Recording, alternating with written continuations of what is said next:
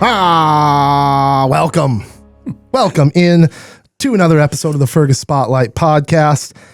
This show is sponsored by Atlas Outdoor Services, Outstate Brewing, Stumbeano's Coffee, Victor Lundeen's Fergus Home and Hardware, Liberty Business Systems, Wayne Schuett with Century 21, and Dr. Zack Chiropractic. So thank you very much for being a part of the show. Welcome in, Scott Rachels. How are we doing? Thanks for having me. Good. Really good. So we've got plenty to talk about today. It's been a long time coming. You get coming on the show here. I said it before we started, but I want to say it again. Thank you very much for choosing to be a part of this, choosing this as an outlet to communicate with the city. I mean, we'll get into your role as city council, what's going on in our city here. We've got some hot topics, some things that you're very passionate about that are happening, and I want to give you an opportunity to share some of that stuff. So thank you very much for joining the show, man. Yeah, I think we started this back in WSOTA 100 days, did we not? Trying to get this done back in September, I think. I believe that was back during WSOTA. So busy schedule, and I apologize for not getting it sooner, but now it's good. We'll get it done. Always the timing is perfect because we have obviously what's going on with Greater Fergus Falls. You were a huge part of that as far as being the liaison between the city council and the board, attending all those meetings. So you've certainly seen that operation from kind of the beginning to the end here. Well, maybe not the end. No, but it's not the end. We're not. It's Greater Fergus Falls is not shut down. We just took a kick back and kind of look and see where the council is going to land, what they want to do. Didn't sound like there was much. The budget had $50,000 in it for their budget, and some of the council members weren't comfortable with that anymore. Even though they approved the budget, and so instead of fighting, trying to figure out how we're going to get the budget going with the council, they just said, let's just take a step back and see what role we're going to play in the future of economic development for Fergus Falls. Right. And that's kind of that's a good idea. The board's they're all volunteers. And there's businessmen, lawyers, bankers, eye doctor, gal. I was just trying to think of what everybody does on there, but of course Carrie Bremwell from the M State. So she's on a couple of different boards, I think in Moorhead. So I mean, there's a lot of great people. They work hard, and it's all volunteer. And so instead of I don't want to call it a fight, but trying to figure out what the direction the council is going to go, they just thought we'll just take a step back and see where we're going to be a part of that program if we are going to be at all. Right. And so with being on the city council and Greater Fergus Falls, I'm kind of in the middle of both of them. Very passionate about Greater Fergus Falls. They're a great bunch of people. They work hard. There's been over the years, there's been people come and go. And so the first ladies that were there, they moved, they were here for a while, and they moved on and made themselves better. And we're all grateful for that and think that that's a good thing. Yeah, I had Natalia Bauman was actually one of the original episodes. I think she was like episode 3 or 4. Oh boy. And we're well into the hundreds now. So a long time ago, I had Natalia on to kind of, so if you want to hear like the backstory, the full backstory of how Greater Fergus Falls came to be with the Riverfront Council and the way it was formed, go back and listen to that episode. It's still very, very relevant as far as that organization. But we have a lot to talk about. We're going to certainly talk about Greater Fergus Falls economic development a little bit more. I have here the mall, Daily Journal, the Aquatic Center, D Lagoon Campground, golf course for $1, city budget, Bigwood Event Center, cannabis. I don't know how much of this stuff. You are something else. I don't know. Expect me to remember all that. I don't know how much of this stuff we're actually going to get to. Let's go. But we'll see. So before though, how did you get to be where you are? Talk about your growing up a little bit. Where are you from? I'm from Fergus Falls. I grew up here all my life. I lived on the south side of Fergus. I've lived on the north side of Fergus. I've lived on the east side, and now I'm back on the south side. So I kind of got all over the country. I've worked in town, machine shop, lathe and mill type machine shop. Worked at an engine rebuilder in town, Smokey's Machine Shop for 17 years. Decided I wanted to kind of go out on my own. Started in 2002, I believe. I started my own shop and grown to 2 employees besides myself. 6,000 square foot building. We got a great business. Works out really good. It's being a business owner is not easy. You have a lot of things to balance back and forth. Yeah. I have a great wife, a couple grandchildren, a daughter, And I just love this town. And when I tried to get on the council, I said I wanted to give back to the city. What can I do to give back to this great city? And that's where I got on. And it was all over the ice arena. Ice arena. Ice arena, yeah. Okay, was that the the one that's now built at the old high school? Yeah. When they went through that process, I was very passionate about that they were going to build this ice arena, which was great. But which side of it were you on? Were you on the don't build the ice rink side? No, I was on the do it what the public says, whatever the public wanted, and they knew the public was. I'm not. I don't want to sound like everybody was bad in the council at that time because a lot of them are still my friends and good friends. They wanted us to go, and they didn't think the council was going to, or the city would go for it. So they went through the Port Authority, and they just did it, which is fine. And I said, and I got up in the council meeting, and I remember. So just kind of explain how that process, and we don't need to go too far down the rabbit hole, but you can go through the Port Authority and just make something happen. The Port Authority can put a tax on your real estate taxes without going through the public. They can the board just says, we're gonna build this ice arena and for $7 million or whatever. Well, I don't like that. I don't think that should exist. That's the way it is. I don't think that should be the way it is. So I got on there. The reason I got on there because I didn't like it either. I hated it that way. I wanted the people to go along with it. So they did it, and I stood up in front of the council meeting. I says, here's the deal. If you spend $7 million, we need to spend $10 million on it to do it right. And if we spend $7 million, it's going to be kind of a halfway thing. And I argued it, and of course I didn't win that argument. I was just a citizen standing on a podium and arguing with them. And Jay Sykos was one of the council members. He said, "No, we're only going to spend $7 million. That's the way it's going to be." And they voted it through, and that was fine. And so now, and then I went and in my ward, in Ward 2. Let's see, what was Ward 2, I think, over. And this was what year was this? 2010. That was when you first ran. 2010. So, yeah, 2010. Okay. And so I got on, and then. Started understanding how city politics works, and they had every right to do what they did. And so now it's an asset. It's a great asset. Don't get me wrong, that hockey arena brings a lot of people to town. It does a great thing. It's just that's the reason I got on, because I didn't like the way they did it.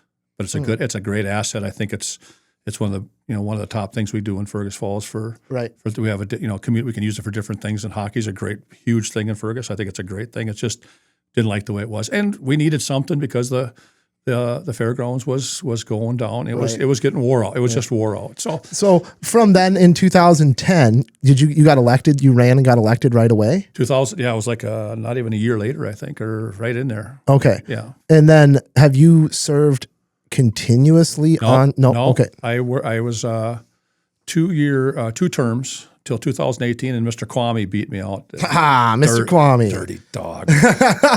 Hey, I had a great 2-hour-long conversation with Scott Kwame.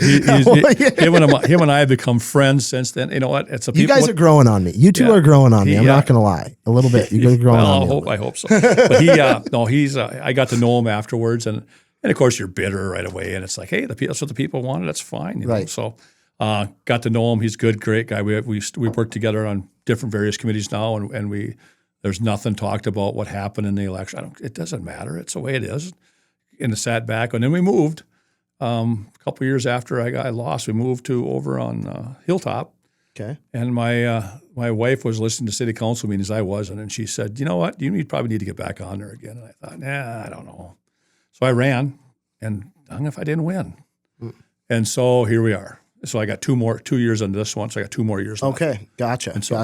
So, what have been obviously the big ones we've seen? Cannabis, obviously, that was more recent. But what have some of the other big topics that you guys have faced during your time on council? Man. Like the big controversial ones? There hasn't been many nothing controversial. Cannabis wasn't controversial. It was just cannabis was trying to educate ourselves and we didn't know anything about it. Right. Didn't know nothing about it. And now to find out we still have no cannabis people in town. We thought right away we'd have, everybody be just all lined up, but the state wasn't ready for it either, the way it looked. So, so going before the cannabis, I don't know.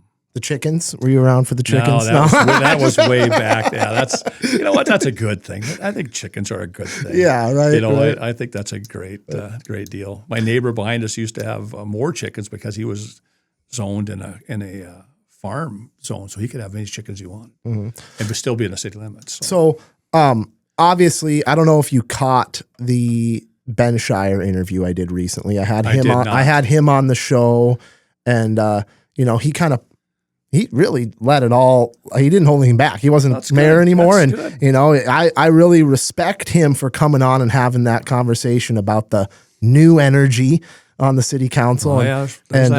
So there's obviously a lot of things that are changing, and currently this big thing is obviously the way that the council is kind of taking on. We have a few new council members who really appear to be taking on this Department of Government efficiency role for our local economy here. So we're seeing things like looking at every little bit of money, where it's going, and really kind of, in my opinion, it seems kind of reckless in some of the moves that we're making right now. But talk about that just a little bit, that new energy and the tone of the council right now as far as how everything is kind of balancing. Now you got to put me on the spot. Yeah, navigate that question, Scott.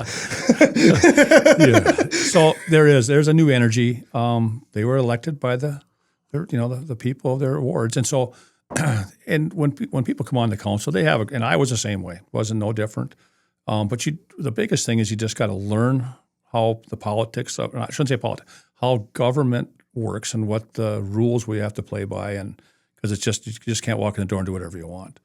And so I think the energy is good as long as it's treated with respect, and that's my huge thing. Make sure everybody respects everybody who's there.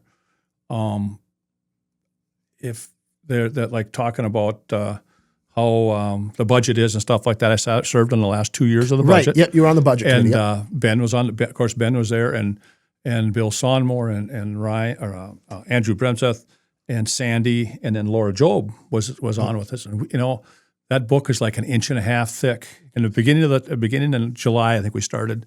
Didn't know anything. The first time around, didn't know a whole lot about it. So we're all going through it, and we go through that thing, one thing after. Every line, trying to figure out where this money goes, what it gets spent for, what it looks like, and I can sit here and tell you that there's no money wasted, other than, let's just say we have a slow year of winter, and the guys are nothing going. That's what people see. Well, what are these guys doing? How come you don't get rid of this guy? Well, it's a year process of what they do. So it's that money is spent well. I pay taxes. I think I pay the most taxes of anybody on that council. I think I own a business. I have a business and I have a home. Yep. So I don't want to pay any more taxes than you have to. I'm not going to sit here and waste money if we can do it. So there was I think 3 different jobs that got cut because of different way the things didn't fire. I shouldn't say fire anybody, but we looked at places that was people were going to leave or whatever. So we saved a bunch of money there, and so we started out, I think, at 17% last year. Was that, sorry to interrupt, but that communications position that Jean Bowman resigned. She resigned, but resigned. That position is open, or is that a position that's being eliminated? I think it's still in the budget. If I remember, still in the budget. Right. We might have saved. We might have cut some of it, but I don't think it's all cut. Okay.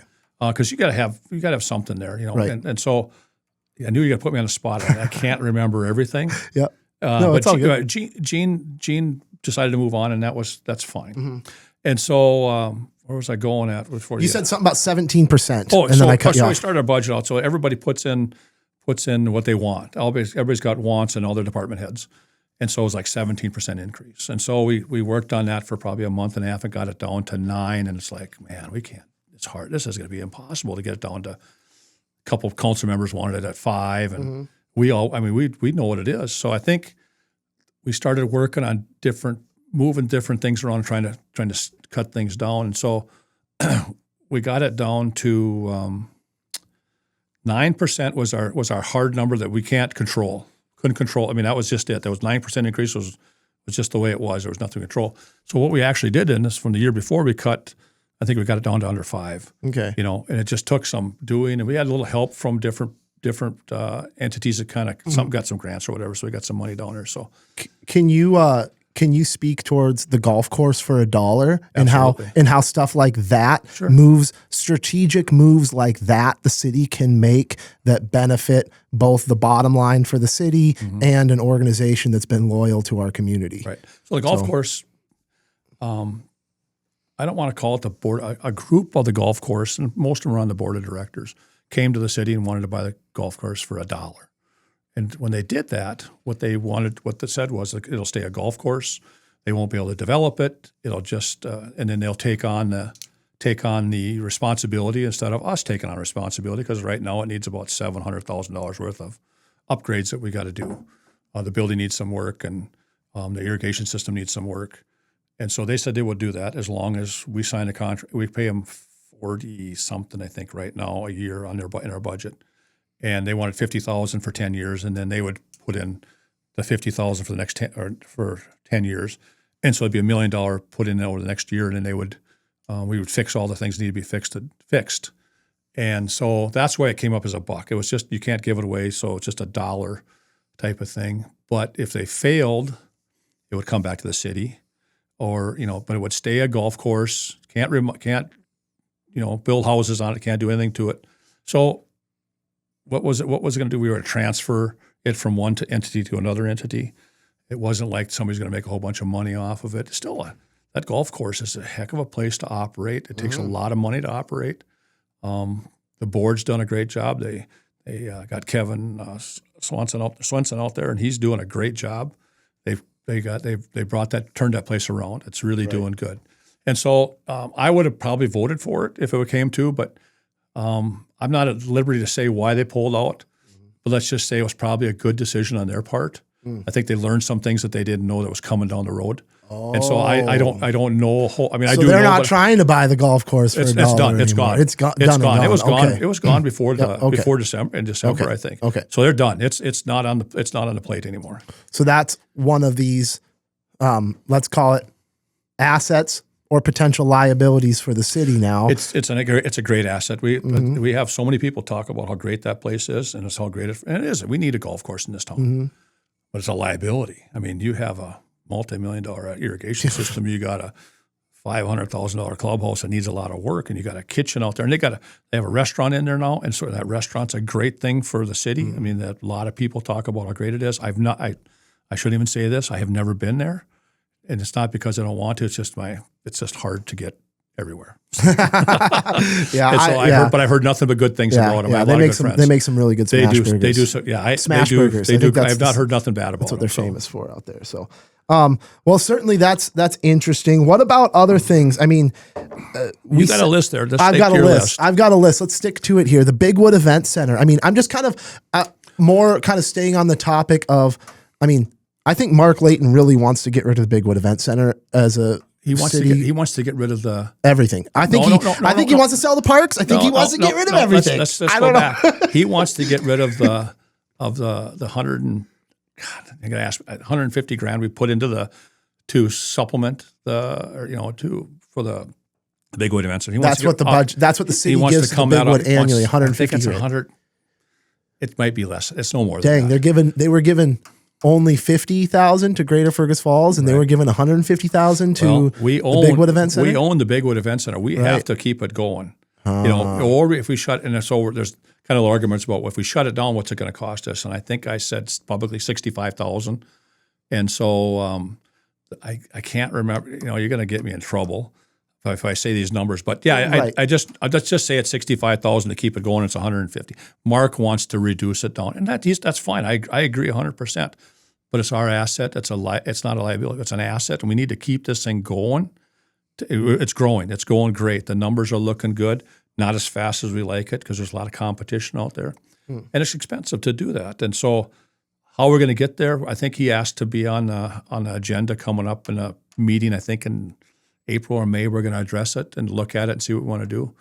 If somebody wants to, of course, I think the hotel is for sale. If I can say that or not, I think I've heard that. And if somebody wants to buy the hotel and buy the convention center, absolutely, we'll be right there to sell it. Well, I'd vote for that. Yep. And because it's going to stay here, it's not going to get torn down. It's not going to go anywhere. Right. And the bar and grill that's in there, that I got to. Me and Andrew toured the restaurant, and I'm kind of got a little restaurant back. That's the best. That's the best kitchen.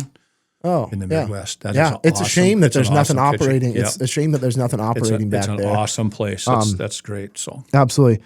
So that really ties back to economic development and everything that's going on. Yep. I mean, the mall we can talk about the mall. We can talk about the Z Bar not being open anymore. How have you seen that deteriorate, and why do you think the economic despair that we've seen, I guess, in Fergus with Target leaving and all this stuff happening? What's your take on that as far as the why?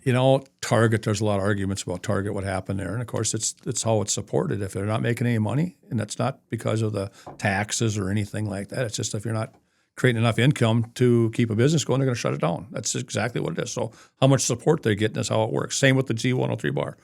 I think there's a lot of bars in town, and I think there was, I don't know who was in charge of it at the time, hard to get help. I knew a couple people who worked there, and they just constantly looking for people to work. And I don't think Target was that reason they closed up, but Target, I'm sure, I don't know. Ben, did Ben say anything? He knew more about it than I did. I didn't ask him too much about that. He was involved in that. Okay. But Target, just the profit wasn't there. I think they needed to remodel, and I don't think there's enough money there to remodel. So they said, no, we're leaving. And I think they closed 2 of them up in Minnesota that same year. Hated to see it go. A lot of people were upset about it, why it left and when it left. And so, it's nothing we can. I wish we could control it as much as people think we can, but we can't. As a council member or a council, all we can do is ask people to support our businesses, right. and that's even now. What's the state of the mall as far as the city?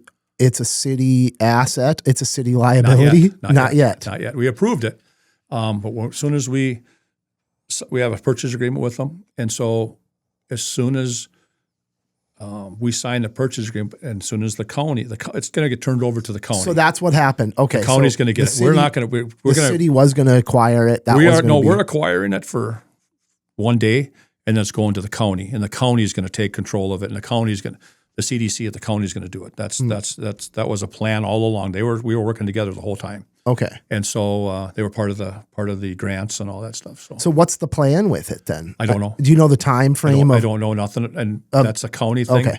I just know that if we wouldn't have intervened with it, with the current owner being in a little financial, I don't know if he's in financial trouble, but he ain't paying his bills out there, we would have probably seen the electricity turned off, and we'd have lost all 4 of those businesses because of the fire suppression system in it. And if you don't have a fire suppression system, you can't be open. And so we did not want to lose those 4 buildings or 4 businesses. They were a very important business to us. And of course, with Harbor Freight coming in, brand new, and the movie theater, the Dollar, and Dunham's. I mean, that's like they're all great. But we just didn't want to see it. So we tried to figure out a way to save this and try to figure out how to do this. And so we went through some fund grants and applied for them and got them. And then so now the county said, well, we'll mess with it. We have a little bit more of a pool to mess with it and go with it. So are they going to demo it? Are they going to knock down 2 walls, 1 wall? I have no idea. And I don't. And I think they probably know, but they aren't going to. They have to acquire it first, and then we got to decide what's going to happen. Gotcha. So Otter Power is just on board, great bunch of people to stick with it, and so they can. We can keep that place going, and it's very important. But you're not aware of the timeline. You guys have approved it. The time is April 15th is the closing date, I believe, on it, with the owner and then us, and that's the closing date. And then, but we have to wait for the county to do their due diligence to make sure they're okay. And we have to maybe file extension. I don't know what we're going to do, but I don't know exactly what the time. That's an Andrew Brems's question. Okay, he might know that. Yep, awesome. As far as other projects going on, is the aquatic center going to be open this summer? Oh yeah. Yep. Oh yeah. The aquatic center is going to. I think don't quote me on this. If you would have warned me, I could have brought all this stuff.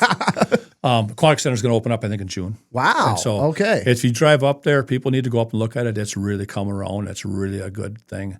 That's been a controversial thing too. Yeah. Give the background to that for the people who don't know how that came to be. So the new members, and of course they are not happy with it because we figure 100 and some thousand. We're going to subsidize that because we have no idea how much money is going to come in. We got kind of some projections of what it's going to take in. But we also know how much it's going to cost. Oh, I bet that they would not. The two new guys, or the few new guys that want to sell the parks, probably don't really want the. I'm going to say they want to sell. It's a joke. I know that was a talk about years ago. I don't think that's a part of it. I'm not going to be a part of the sell the parks with you. I'm not going to go down that path because they have never said a word about selling the parks. They did years ago, but not anymore. Right. And so that's that 150. Let's just call it $150,000 subsidy to that to keep it going. Let's just say the number. They're not comfortable with that, and that's okay. I understand. I'm not comfortable with it either. But it's unknown. We don't know. We don't know what it's going to take. It could be a profit. It could be a profit. It could end up being making money. We don't know. We don't know, and it's hopefully hard it makes money. But the number one thing we have to remember is the people of Fergus Falls voted for that, and they wanted that aquatics, and so that's why we did it. It's not because of the council wanted to do it or anybody else wanted to do it. We went through the process to put it on the ballot. And the 60-some%, I think it was, or 59, whatever it was, majority of people voted for it. And I don't care what anybody says. I'm glad it's being built because the people want it. Yeah. Was that sales tax or a part of the levy? Part of the? Do you know how that came to be paid for? I think it was a sales tax. It was a sale. Okay. Yeah, I think it was a sales tax. I'm pretty sure it is. I just got too many things burning in my brain right now. Obviously, there was tons of controversy with that as far as Save Roosevelt Park and cutting all the trees down. And I I don't know how many trees, 60 trees down, and there's like 450 trees up there, 400, whatever it is. And yes, it was a very devastating thing to see right away. But now that that's there, it is what it is. It's there. How many trees did you cut down to do your house where your house is? I don't know. Right. So. How about that D Lagoon campground project? Yep. I was just up there the other day, and it doesn't look great up there. No, it doesn't. And they started too late, and I'm not going to get into what I have no idea why they started too late. Started too late, but they really got it going. All the water sewers in. All the campsites are pretty much in. The wiring is in. If you go out and look at it now, the new the shower house and whatever it is, that expensive, crazy thing is in. I'll say that because I was really I argued for that to why it was so expensive, and it looks really tough because there's no grass, there's no nothing. So I don't know. I have no idea when that's going to open up. I don't know. It's going to be later on in the summer because we can't open it up till the grass is grown there and mow it a couple of times. Right. Because once you open it, nothing's going to grow. I mean, it's not going to get any better. So personally, if you want my opinion, I don't think we should open it up this year. I think we should get it done right and get it done. Or spend $3.5 million on a project out there. I think it should be done right. And if we have to have to be shut down for 2 years, so be it. I don't know if anybody else in the council is on my side, but that's how I see it. That place is going to be that place will generate a lot of money. So that we didn't put nothing, I don't think, in maybe a little bit to keep it going, but I think it'll pay itself back very easily. Right, and that is such a you have the trail there, obviously the Central Lakes Trail, and then what is it, the North Country hiking trail? Yep. I think is what it's called that goes there too. So definitely as far as like a tourism attraction point, like that's going to be an area that a lot of people see as their first impression of Fergus Falls. So I think it's cool that we're investing in that. And I think there is no campgrounds in our area. The closest one is on Artel Lake, and so there's a great need for. Well, you got Swan Lake Resort and Campground. But that's only like 12 sites. Right, it's only that's mostly seasonals, and so I don't believe that they have a lot of pull-in traffic. I don't know. I've never been in it, but a camp. Let's just call it a full-fledged 40-site campground. Right, the closest one is Otter Lake. Yeah. Huh. Underwood's got one now. I think they got like 13 sites in there right by there. Okay. On the north end of town. So it's new. I don't know if they're going to have it. I think they're going to have it open this summer, I think. But no, I think it's a great thing. Campgrounds, when we wanted in this, we actually applied for a legacy grant back when I was on the council before, and they used our campground as a portfolio of how to apply for it. And we didn't get the dang money. It just burned us. So anyway, that sucks. But we got it now. It's all looking good. It's a little behind schedule, but so be it. Sometimes you got to wait for good things. Yeah. How about the daily journal thing? I'm not gonna. I won't go into that much. The council. I wasn't at the meeting. I was on vacations when they voted for $5,000. Well, wasn't that convenient? No, it was. I didn't know what was going on. I mean, I was in Florida and I watched it on TV and on my iPad, and I was kind of wondering what in the world. But the council agreed. The majority of the council wanted to spend $5,000 on looking into the legitimacy of the paper. And so it'd been around for 40 years. And of course, there were some questions, and I would have never voted for it to do that. But it is what it is. Yeah. I wasn't there. I can't say. So is that a process that's underway now? It's underway, yeah. They're doing it. I believe that Rolf is involved with it, and then I think their lawyer's involved. They're trying to look into everything. And so there's a budget of $5,000. They voted for it. You don't know what was in question? What were the specific things they were questioning? If it's a legal paper, because it went down to 1 day a week. That's all I know. Oh, because of the frequency of it. Yeah. Because it's not enough frequency. But they say it is, and they went through the whole process. Whoever's on the state board says it is. But when did the Journal make that switch to 1 day a week? Do you know? No, maybe a month ago, 2 months ago. Okay. It was like around the same time. Maybe it was first of the year. I wonder if it wasn't the first of the year. Oh, okay. Okay. But I guess I haven't been. I don't get the Journal. I don't. Yep. So I don't know. Not that I don't get it because I don't like it, just because I don't. I never have. Obviously, I'm a media entity of sorts here, a different kind of it. I would consider this like this version of media very much so newer as opposed to more of a dated paper model. But certainly there's a role for those legal publications. And certainly when you look at a company, well, I mean, the Daily Journal in name is still there. Obviously, it's owned by a larger entity now. It's not like it's a mom and pop. Like it used to be. Like when the Underwoods used to own it. Correct. Yeah. Like, I mean, I had Ben Underwood on and got a really deep history of like, I mean, the Daily Journal started in like the late 1800s. He wrote a book, I think, on it. Yeah. A.J. Underwood, the pioneer of print, or I think is what it was called. But yeah, really, really cool hearing those stories about how rooted the Daily Journal is. And like, I think it's obviously very important to have media outlets in our community. I think the Daily Journal plays a big role in that. So again, I kind of share Ben's stance on it. Is I'm skeptical of the people that want to go after the local source of media, and maybe I just don't understand the why behind it. You know? I don't know the why. Right. I have an opinion of the why, but I'm not going to say it on here. Right. It's not for my place to say. Right. So they did what they did. They thought it was what they wanted, what their constituents wanted, I guess. So, and the 5 other ones voted with, or I think there was the 3 other ones voted. Well, I don't know what the vote was, but everybody kind of went with it unanimous. So that's what the council wanted to look at, and that's the way it is. But I would have never voted for it. I would have went against it because I think the Journal was the newspapers have changed a bunch over the last 10 years, and it's because of the media, social medias, and all the different things. But the Journal uses social media too. And so I think you guys use social media somewhat too. Absolutely. Yeah. Absolutely. And so, I don't have a problem with the paper. Evidently somebody did, and it's what their reasons are. That's to them. That's for them. You can ask them. Yeah, I would love to.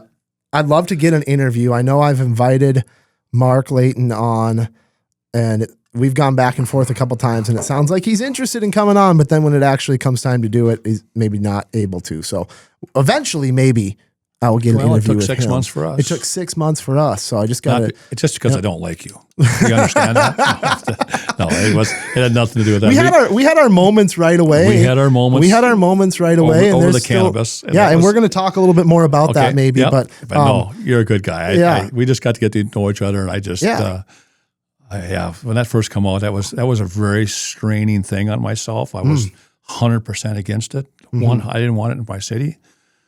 I found out I can't. That's not the attitude to have because it's the way it is. Right. There's nothing I can do about it. But if Scott Kwame and I were both on the cannabis board, if you want to jump into this cannabis thing a little bit, let's go for it. Yep. Scott and I were on the committee with Laura Job, and then I sat down, and Kyle proceeded to set me straight how it is, because this is what the lawmakers of Minnesota did. And I said, okay, I guess I have to follow through with that. And so anybody that wants to have I'm not against them. I just don't like cannabis in Fergus Falls. I just don't think it's a place for it.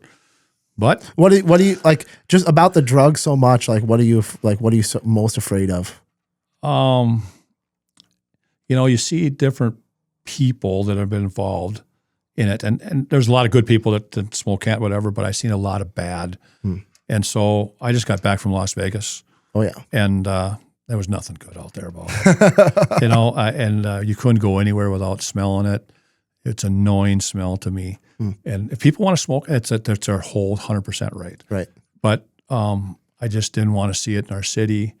But there's nothing I can do about it because that's a greater power than I in the state said it's going to be there. So okay, now we got to follow the rules, and let's make the rules, and let's decide how we're going to do it. Let's see what we can do. So we have a great set of rules, I think. Absolutely. And so I know. I think it did. I mean, I've spoken with people on the other side of it, and I really do feel like whatever happened wasn't perfect, and it was kind of messy at times, but I think it was a compromise, and I think it was a healthy compromise for our community. But when you got people up there telling us you don't know a damn, and I know everything about this, and I'm not going to say who these are, but you know what? I don't know that much about it, but I'm trying to learn, and I want to make the rules fair. And so, and I'm worried about our children in this town. I don't want to be exposed to them. So, if we're in Key West, if you go down Key West, that's all you smell, and the signs are all over, down there. And that's fair. That's fair. So that's all it is. So, everybody's got the freedom right; they can do whatever they want, but.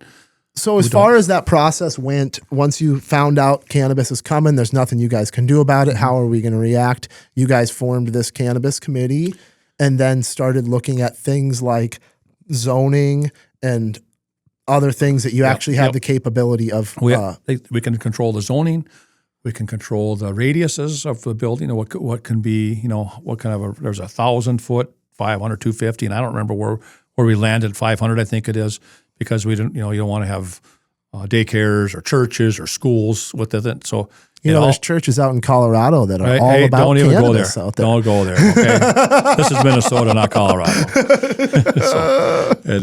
I landed in the airport in Colorado this winter, and I come out and I'm just sitting there and I could smell it in there. It's like in an airport. Well, you guys, people are gutsy, So anyway, that's crazy. That was in Denver's, but Denver's like the airport's like 6-8 miles out of town. There ain't nothing between town, and it's unreal. I think there's a big grow operation out there by the airport. Yeah, I believe there is. I know there's some big dispensaries. As soon as you land there, you can get off the plane and go right in and get your stuff right in the shop. I got off the plane, walked to the next gate, waited for the airport. You never consumed it? No. You never tried it your whole life? Absolutely. You have? Oh, yes. Okay. Absolutely. So it was just, did you not like the way that it worked for you personally? No, okay. No, okay. No. Interesting. So, interesting. Yeah, it how do I want to say it? It's the reverse on me than it does. Most people puts them to sleep or whatever. Super high anxiety. So, I'm just wound up tight, and it's crazy. And no, I certainly know people that I tried it a few times and it never changed. So I'm done. I don't want nothing to do with it. Don't care. Yeah, smoke what all you want, but I ain't doing it. That's fair. And obviously, there's certain different types of application methods, consumption methods. There's edibles, there's drinks, there's smoke. There's all different ways of consuming it to get different effects. Yeah. And I think that certainly I know people who just their anxiety is too high or it has a negative effect on their person. It's not for everyone. It's certainly not for everyone. It isn't. And so I had to try it to say that I did try it, I tried it before I was on the cannabis. Oh, okay. You didn't you and Kwame didn't get together and be like, well, it's coming. We better give this a shot. No. This was back when I was younger and not very smart.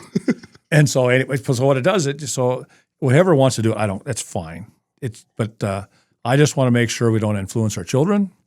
And if it doesn't hamper the people who live around these dispensaries, wherever they're going to be, that was the biggest thing. Mm-hmm. And that's where I wanted to push it to the zone 6, I think, which was out. Would have been out.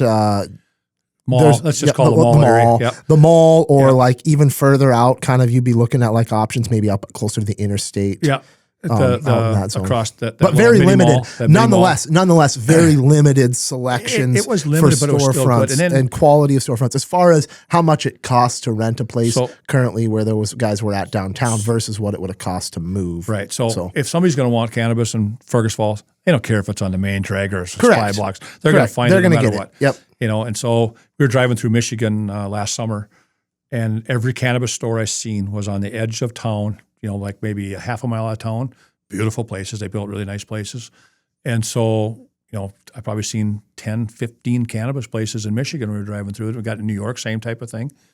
And but you get in Las Vegas or Laughlin or whatever, or right on the main drag and right where you want it, right where everybody can walk right in, but very secure, because we went in and looked at them.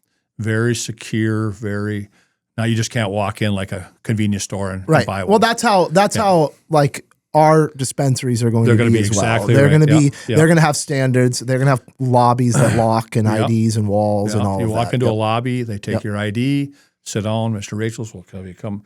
So the person comes to the door. You walk back in. You go to a cubicle. We went through the whole thing. I said, "Here's what I'm here for, to see what the process is. I ain't buying nothing. I just want." Well, absolutely. And they were very, very, very good about it. And so, it's. Believe me, I put my research in. That's good to know. That's good to know, and I appreciate that. And ultimately, it's not perfect. I'm a little. You guys settled on the verbiage interim use permit, or rather than conditional use, meaning that this potentially expires in 5 years on these companies. So that's. That's a long time. 5 years of business is a long time. It's enough to give somebody a chance. Right. It's enough to give somebody a chance. And I would hope that if somebody's successful down there in 5 years, I would hope that conversation could be had and they could continue to operate a successful business.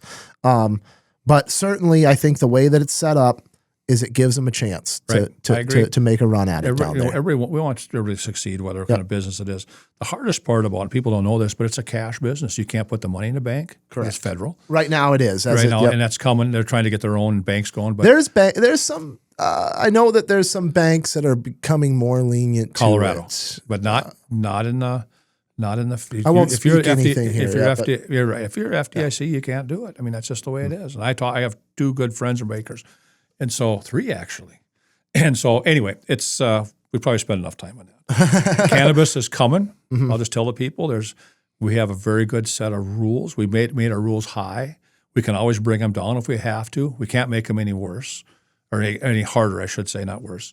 And so we can relax them if we want. I think we're going to have 2 in town when it comes to it, but we have not had any applications yet.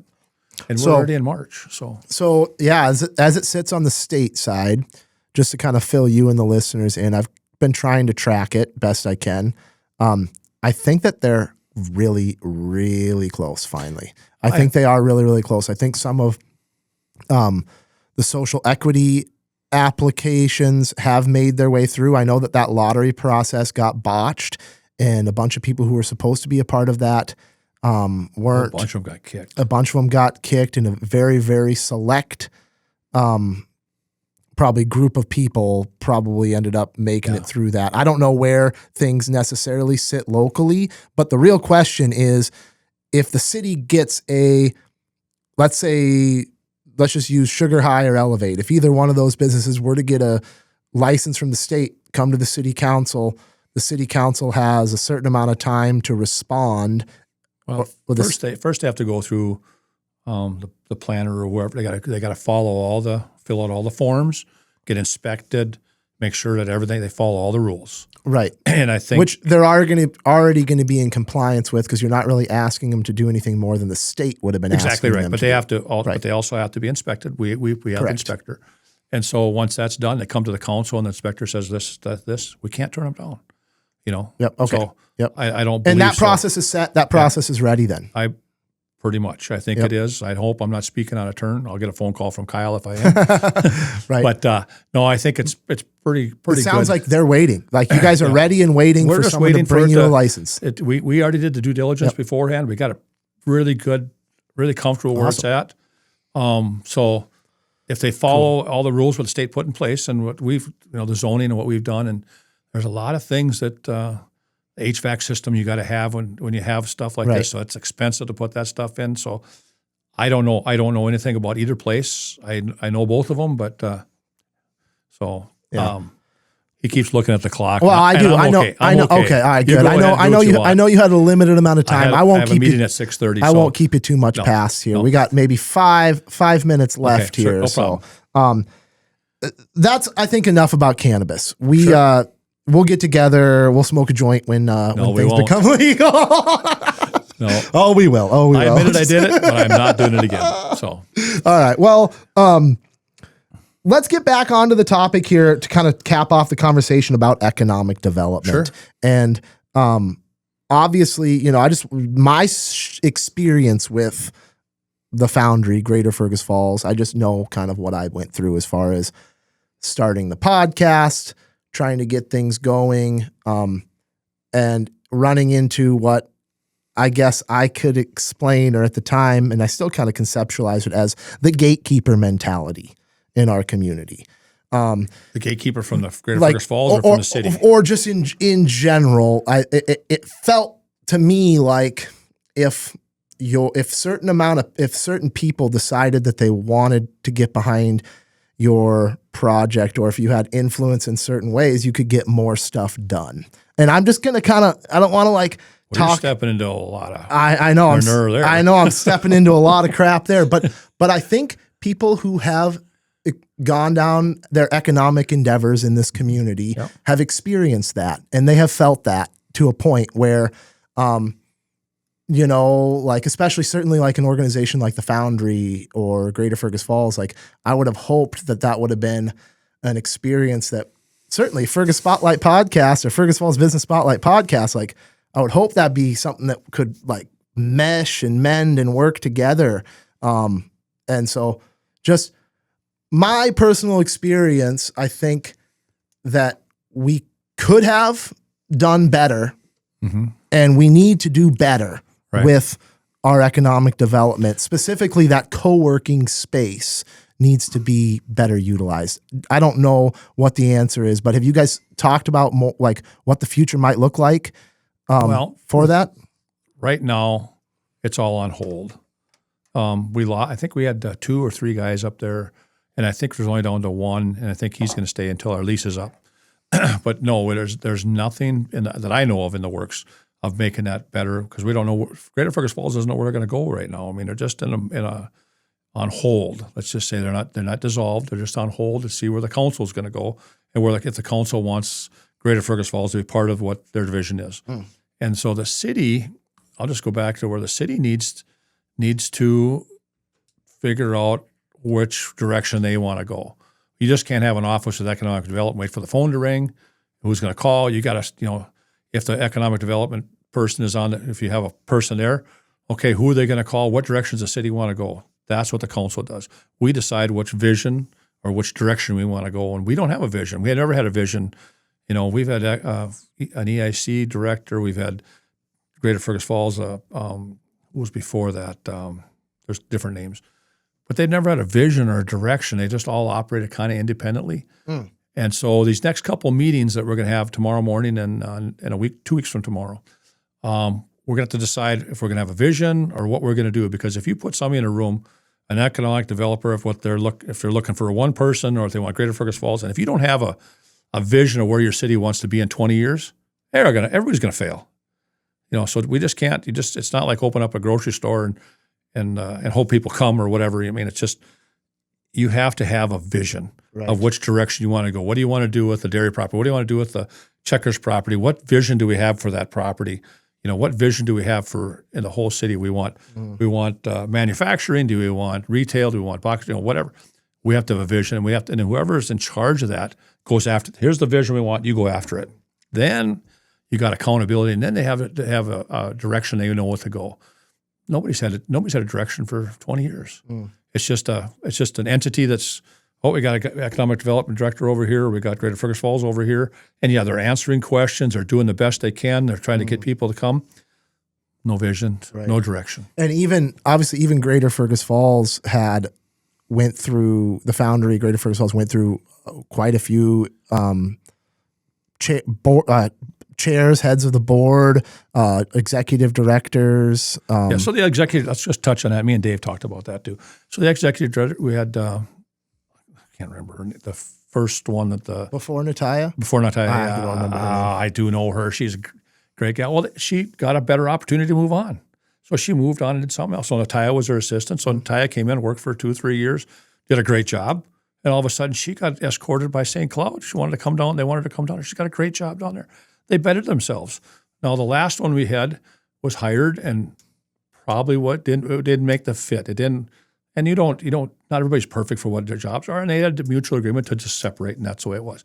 So have we lost a lot of directors? Yes. But the first two moved on to make themselves better. That's what you look for in your life. In the life is people want to make better. Great, good for you. That's part of the way it is.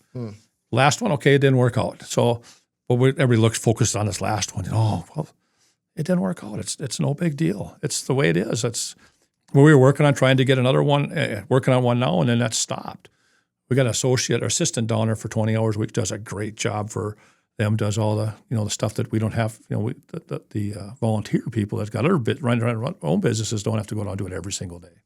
So I agree that they've gone through different people, but those people have gone on to make themselves better and do a better job and get more money, and that's great. I think it's an awesome thing. So you can't condemn they didn't work hard when they were here. They did a great job. Mm-hmm. But we always want to point fingers. But if they don't have a direction and they don't have a vision which way to go, they're going to fail. Everybody's going to fail. Yeah. Doesn't matter. Hero Stanislawski was here. He didn't really have a vision, and he moved on. Yep. And as far as the operations of Greater Fergus Falls as an entity, and you can correct me if I'm wrong, but the $50,000 that the city contributed towards their budget was towards a $250,000 annual budget, closer to $300,000 annual budget. So we're talking about not like a insignificant amount of money, but at the end of the day, certainly not a majority of the funding or wherever they were getting their money from was coming from the city. There's reason to believe that they could operate as an entity separate from the city, or it's hard to, because if the city pulls out, everybody else wants to shut down too. Why did you pull out? And it's hard to sell something that if you're having trouble with a director and what's your report card look like over the last 5 years? That's the other thing. How much money do you want to stick into something if you don't have a good report card? Well, it's with COVID and everything over the last, all the different things that come over the last few years.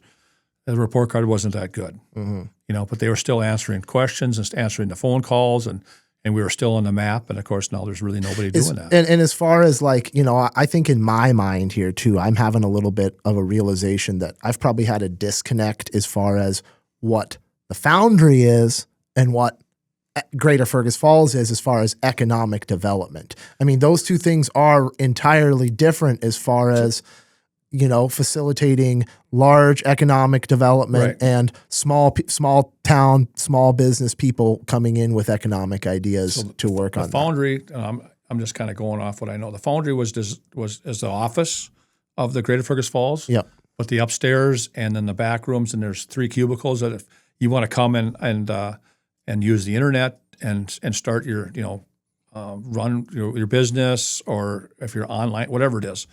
That's what there was. That's what the Foundry was for. Shout out Jesse Scheel, the only one who's currently got an office in the Foundry. Okay, so I couldn't remember who's next. Jesse Scheel, he's upstairs, and he jokes. I go in there and talk with him once in a while. He jokes. He's like, "Yeah, I got the whole place to myself here," But that goes to show the missed opportunity there. Yeah, people can use that. People can use that space, but also then there's kind of, you can't use that space, but you can use that space. Well, you can use a space if it's all about scheduling. And there wasn't many people scheduling from the last one. And so you'd have people coming in the door, and you'd have meetings going on in there because there was nobody there to schedule. And that was part of the problem. They got that figured out, and it was all good because of after the last director left. Yeah. That kind of that's what happens. You get a little turmoil. So then it's a great building. It's a good thing. I don't know if it's going to go away. There's no plans right now to dissolve the Foundry right at the moment, because we're waiting on the council to get a direction on what's going to happen. And so I don't. The Foundry is a great opportunity for people that need someplace to go and use like I said, the internet or the Wi-Fi. But it's different than the library. Oh, by all means. It's a different, it should be a different energy. Those walls should represent different energies than the library. Right. You're not just going there to get the internet. You're not just going there to print something out. You're going there to collaborate and share ideas and build businesses, right? So I do hope that we see continued operation of the Foundry. I hope that's in the plans. I don't know what that looks like. Right now, there's no plan to do either. The city has not.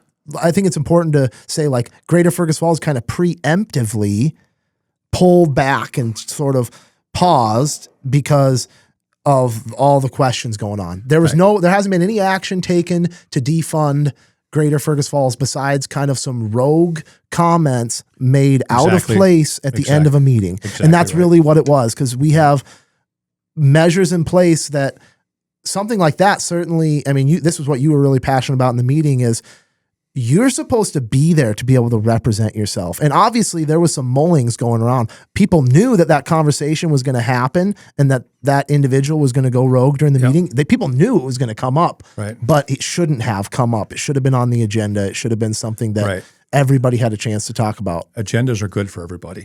At least if it's not on the agenda and somebody brings it up, well, I don't have no idea what's going on. And then all of a sudden, so then they sound like they know everything about it, and of course we can't, because we don't know nothing about it because they've worked on it for however long.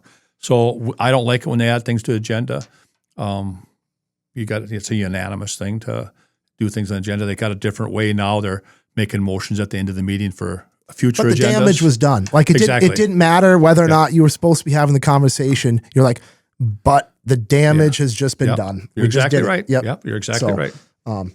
So where we're going to go, economic development, there's 9 of us in that room, 8 council members and a mayor, and the staff is sitting there waiting for direction. That's what the staff does. There's 7 until old Jim comes back from Arizona. I had to bring that up. No, Jim is in not Arizona. He's in the Caribbean. I had to bring that up because while all this is going on, and mind you, I'm glad I didn't win my race in hindsight. I'm glad I didn't have to deal with all the crap you guys have to deal with. But while all this is going on, old Jim Fish ain't nowhere to be found. Nothing against Jim. He's living his best life. I can't remember St. Martin or St. whatever it is. He's down in one of those But islands. y'all should have elected me, because I would have been there and I would have been having these conversations. Jim is still in good communications. He does a great job. I said, you're just going to be too brown when you come back. I don't want to look at you. Oh, but anyway, yeah, no, Jim's a good you have a good, that's good. I like it.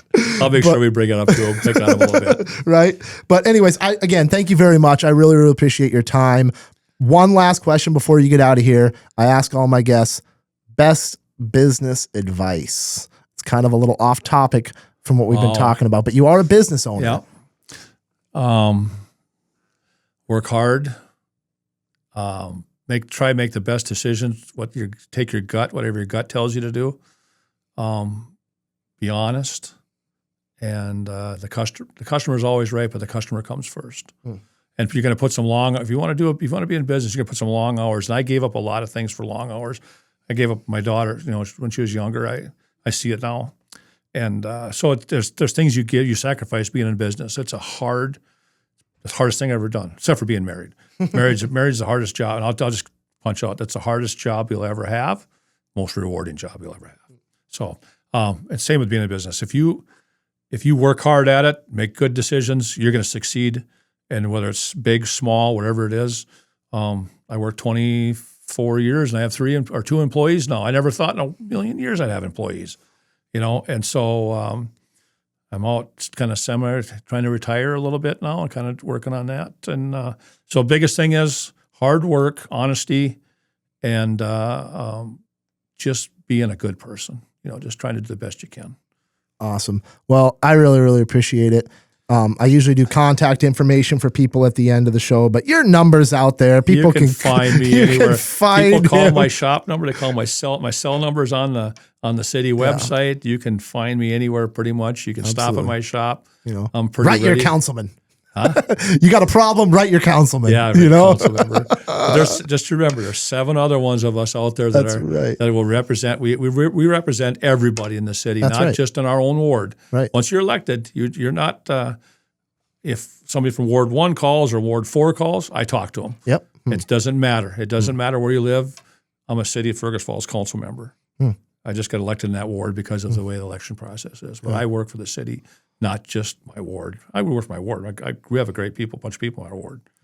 And so, yeah. Well, thank you very much. Appreciate your time. Yep. I'll let you get out of here.